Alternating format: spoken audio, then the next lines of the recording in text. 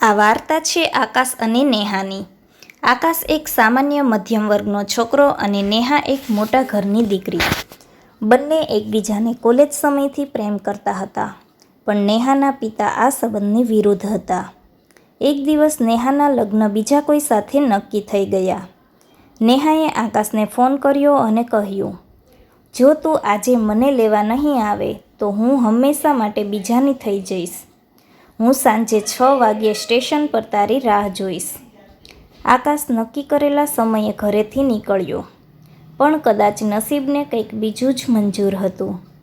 રસ્તામાં ભયાનક ટ્રાફિક અને ઉપરથી ધોધમાર વરસાદ શરૂ થયો. આકાશની બાઇક પણ અધવચ્ચે બગડી ગઈ. તે સ્ટેશન તરફ દોડવા લાગ્યો. તેના મનમાં બસ એક જ વિચાર હતો, બસ 1 મિનિટ માટે નેહા મળી જાય. આકાશ જ્યારે હાંફતો ફાંફતો પ્લેટફોર્મ પર પહોંચ્યો ત્યારે ઘડિયાળમાં 6:05 થયા હતા. ટ્રેન પ્લેટફોર્મ છોડી રહી હતી. આકાશે જોયું તો ટ્રેનના દરવાજે નેહા ઊભી હતી. તેની આંખોમાં આંસુ હતા. આકાશ ટ્રેનની પાછળ દોડ્યો, પણ ટ્રેનની ગતિ વધી ગઈ હતી. નેહાએ બૂમ પાડીને કહ્યું, તે મોડું કરી દીધું આકાશ, અને ટ્રેન અંધારામાં ઓગળી ગઈ. આકાશ આજે પણ સફળ બિઝનેસમેન હતો, પણ તેણે લગ્ન નહોતા કર્યા. એક દિવસ અચાનક તે જ સ્ટેશન પર તેની મુલાકાત નેહા સાથે થઈ. નેહા સાથે એક નાની દીકરી હતી. આકાશે પૂછ્યું, નેહા, તે દિવસે તું કેમ રોકાઈ નહીં? મેં તને બહુ શોધવાનો પ્રયત્ન કર્યો હતો.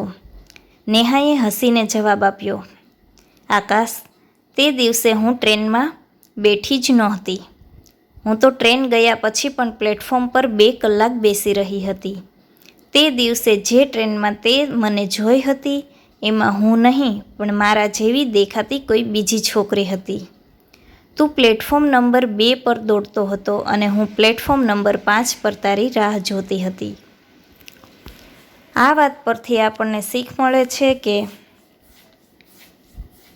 ઘણીવાર પ્રેમમાં નસીબ કે લોકો આપણને નથી હરાવતા, પણ ગેરસમજણ અને ઉતાવળમાં લીધેલા નિર્ણયો આપણને અલગ કરી દે છે.